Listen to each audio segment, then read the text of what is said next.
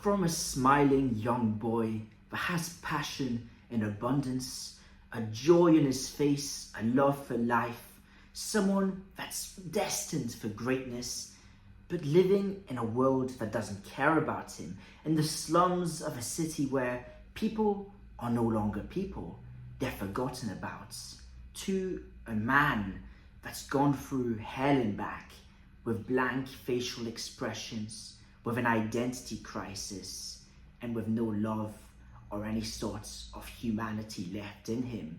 Now, this, if you haven't worked out already, is the enigma of the leader of the Phantom Troop. Chrollo Lucilfer is one of fiction's finest. He's one of Togashi's greatest ever written characters, and he's for sure the greatest opposing force in Hunter x Hunter. He is the leader of this organism called the spider, the greatest invention in the verse. And yet, he's got such a tragic, such a heartfelt, and such nuanced character writing. So today, ladies and gentlemen, I present you a video essay. This video essay being the tragedy of Chrollo Lucilfer. So, let's get into it. I don't like speaking of him. But surprisingly enough, or as I expected, the reason's the key to understanding myself. The religious symbolism within Chrollo is made abundantly clear, very much so. We see that on his back, he's got either a St. Peter's cross or the sign of the Antichrist. We see that in his name, he's got Lucifer, but it's also Lucilfer, so there's a slight difference. And it's in that contrast, that parallel between light and dark, that we see Chrollo. When we first meet Chrollo, he's someone that appears to be lifeless. He's such a nuanced character that it's very easy to see him as bland. But really, when you see the context of the world he lives in and what he's been through, he's quite the opposite. He's such a rich character that has such depth to him. And we first see that depth in its fullest in that scene of him crying. Of course, at this moment, we see the Phantom Troop as this ruthless bunch of criminals that have eliminated the Curta clan and done absolute carnage on each mission they've been on. And in this moment of vulnerability, this synthesis, we see Chrollo feeling emotions, feeling something that he can't control. He's supposed to be composed. He's in his suit, and yet the tears leak out. It's in the crescendo that comes from it, this requiem for a fallen friend. We see that he tells Neon he believes in an afterlife, and yet he is this evil, cruel character. Gon and Killua confront him, trying to figure out his motivations. He doesn't seem like someone that inherently wants to kill people in the same way that Uvogin does. And he says the key to that answer is what he needs himself to find out who he truly is. Now, who is Chrollo Lucilfer? Well, during the Succession contest, we get a 3-chapter backstory on the Phantom Troop, and one which focuses primarily with Chrollo as its nucleus. In this 3-chapter backstory, we see that Chrollo used to be a kid that was born for potential. He was someone that, if circumstance hadn't been so cruel, he would have been an incredible person, a philanthropic hero amongst the Hunter x Hunter verse. He was someone that has so much love, so much passion. We see that in his Power Cleaners, how he's playing all these roles, how he loves his friends, how he's this born leader. We also see that how he's going to church and he's meeting Pakunoda there. There is something about him which screams love, and it screams just joy. Everything about him is so remarkably precious. We see that through the rubble, he's always looking out for these CDs, these quite crappy CDs in different languages, because he cherishes any and everything he has. And it's in that moment where he's finally found himself a true identity. Chrollo becomes a person. He becomes the leader of the Phantom Troupe, which is a group of cinema, a group of performers who are there doing plays. And it's in that moment where he's really getting momentum and he's really starting to see the potential of his life. He can see how they will make it big time. They will escape Meteor City and perform all around the world in these gigantic stages for great people to make their days. And then Sarasa goes missing. It's in that moment that Chrollo has a reality check. He starts second guessing himself and becomes very quiet. This is the start of the Chrollo that we are aware of, the introspective philosopher, the man who has few words, but the words he does have bear so much meaning. And it's in that realization that Sarasa's died. We see him break down in tears before their performance. We see he cannot hold his composure anymore because Chrollo's too small. He knows that something has happened. And it's as he finds Sarasa's decapitated head and reads the notes of the things that, of course, the group of criminals had done to her, where, of course, it's not explicitly said, but we as an audience can work it out. We know such horrible things, from torture to things just too horrible to even mention, have surely taken place. And we see his face sink. It was so much of a shock that he was willing to do anything to take them out. And that's where his parallel with Kurapika starts, this need for vengeance. He tells the troupe, you don't have to follow me, and those of you that don't, leave, as Sheila does. But I am going to get revenge on Sarasa's killer. And he just says, hold on a second here. We are about to have a change in times and technology. We're about to see the new world develop. And I want everyone to come back here later on, years later, and we can finally make this operation a reality. And so the Phantom Troupe began. They began as this group that was a freedom fighter group. They were the ones taking out the bad guys and being this undercover, nuanced group of protectors. Very much like Batman we see in the DC universe. And at some points and somehow, that all changed. They ended up becoming the horrors that they themselves were trying to stop and prevent from happening. In the end, lots of the Phantom Troupe, their Nen abilities, and Chrollo in particular, is built off that trauma from Sarasa. And the more and more that Chrollo kills, and the more the Phantom Troupe have done all these massacres, the more and more he loses touch with reality. The once established Chrollo, with such a pure heart, with this motivation, this knowledge of where his future was going to go, was gone. And it's reflective in his Nen. He doesn't have his own particular Nen abilities. Indoor fish? It's the way that he can express himself, almost like a therapy session to fallen foes. And then we have his skill hunter, Bandit's Secrets, where he literally is a chameleon that takes people's abilities and uses it as his own. He's someone that doesn't have a personality. He's become so desensitized to the violence, to the emotions, to the overall points of where he started out. He lost himself on his way to avenge Sarasa. He killed Sarasa's killer, and then what? This is the fate that awaits Kurapika. He kept going, and really, now he wants to disband the troupe because there is nothing left for them. All he has now is misery and suffering. He wanted to make them all happy and proud, and he thought he could do that through physical possessions, through stealing all these magnificent items, for going on these adventures together, and yet that causes the death of their members. Uvagin, Pakunoda, the girl he once loved, the girl that made him feel safe, that made him feel something. At the end, he struggled to feel the emotions he would have wanted to. He can't replace her, but he's unable to mourn her death. Uvagin was his older brother, the man that told him that he could have this confidence in himself, that he could run this operation. Shamrock was his best friend, his sense of humor, and Cortopi, one of his most reliable companions.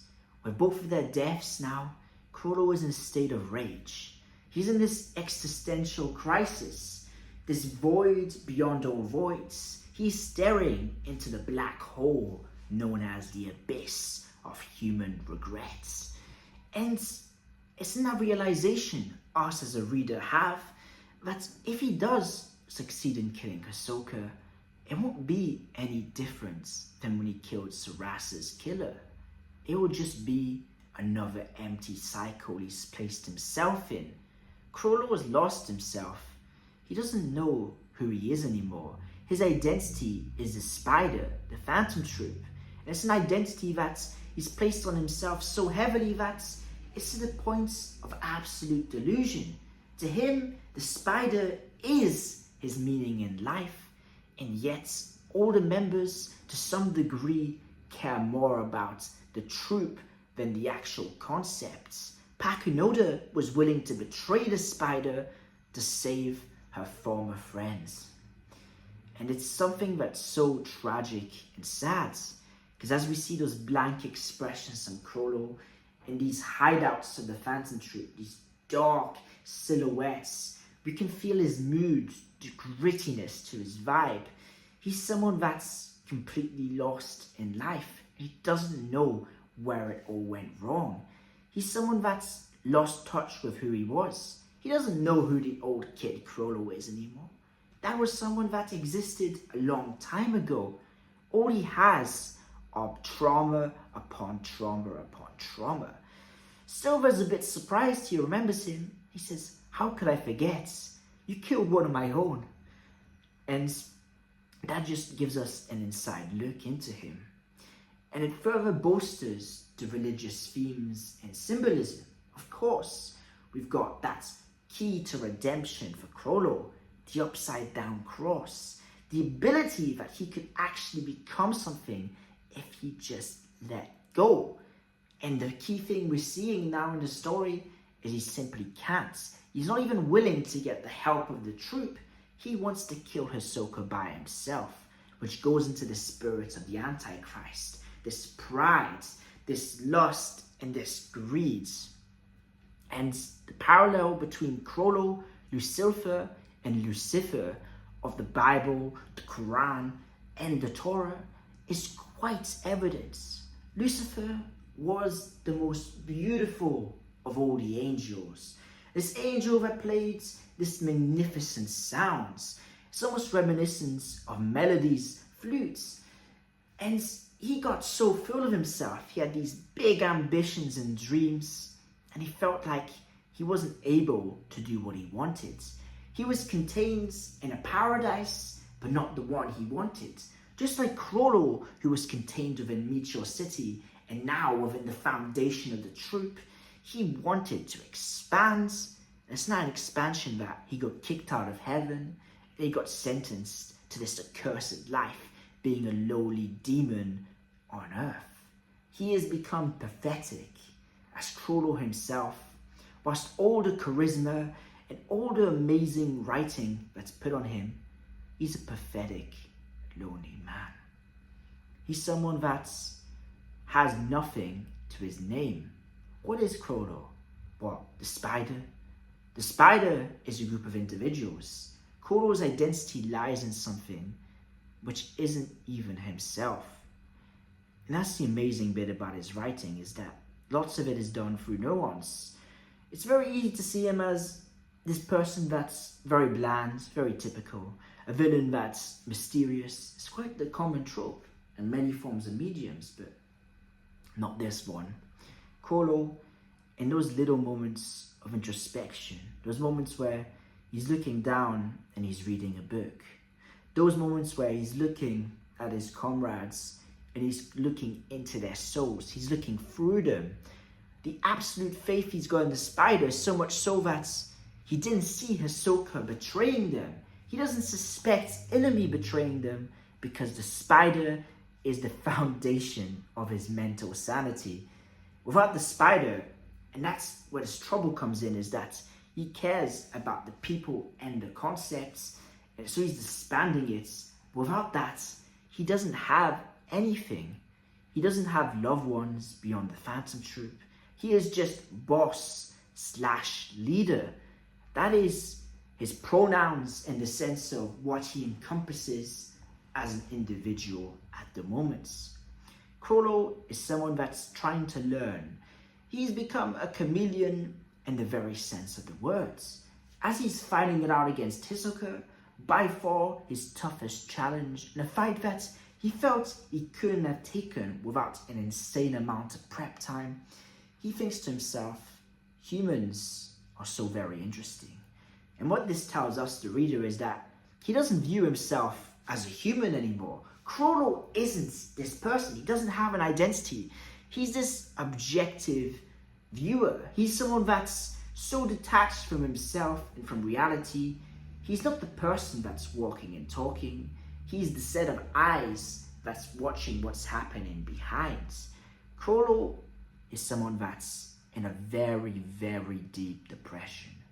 So much so that his whole life has become this mundane cycle of doing things for reasons he doesn't know because he thinks logically they might be the right move. Why is he trying to kill Hisoka? He's trying to kill Hisoka because Hisoka has killed his friends. Why are they his friends? Because it's his responsibility. And you get all these questions where you go and it just goes in endless circles. In the end, there's no overriding emotion behind Chrollo. Gon wants to find his dad because he cares about that father-son relationship. Killua wants to become his own person because Killua wants to feel in himself that he's proud. Kurapika wants that revenge so he can feel the glory. Leorio wants to reach this goal of being this helping hand for others. And Chrollo is just Chrollo. There is nothing more, nothing less. He is a man that is the shadow itself. Other characters are very much in the forefront, whilst he's in the background, suffering silently, trying to fix a hole that doesn't exist. If only Chrollo would just accept that the past is the past and he can make his own future, then the character we know of would cease to exist. Chrollo was the byproduct of a world which is cruel, filled with poverty, and filled with injustice. The unfairness that Meruem speaks of is portrayed to perfection in this character. And from his character design, this conflict between flamboyance and low-key, this melancholy mix of someone that's full of confidence and brimming of uncertainty, lies a character that's very emblematic of the themes of this story. The theme of being lost and of trying to find your way out. But with Chrollo, he's a character that's so far lost, he doesn't even know how to not be lost. He doesn't have anywhere he's going, anywhere he's come from. He's in the dark and he lives in that darkness. And it's as the collapse of the Phantom Troop we're seeing right now in the story, as they're all separated and put in these tough hurdles, but we're going to see the true breakdown of who he is. And we're going to see the trauma responses in him as we see emotions and sensations that he doesn't know he is capable of. So that's why I labeled this video a tragedy. The potential, what could have been, the sadness of the reality. Chrollo is someone that is like an onion. The more you peel back the layers, the more you find other things. And whilst all those layers are all complex and extravagant in their own ways, in the end, they lead back to this nihilistic emptiness, this sadistic joy for something that makes no sense to him. He loves being this competent leader, but he doesn't know what a leader truly is, who he is, or what he is doing it for. He is just boss. And it's in that boss of a man that we find this joy, this ecstasy of reading someone that reflects ourselves in our lowest moments. So I hope you've all enjoyed this video. If you did, please consider leaving a like. I do Hunter x Hunter videos Tuesday, Thursday, and Saturday. So if you love character analysis versus battles between different characters and different settings, or if you just like chapter reviews, anime reviews of Hunter x Hunter, anything Hunter x Hunter, theories, I do it all, so please consider subscribing. I hope you've all had a fantastic day. I used to know one which is a lot better than Chrollo's day, for sure. And yeah, I wish you all the best. I appreciate you so much. And yeah, I hope that you stick by me on the next Hunter x Hunter adventure.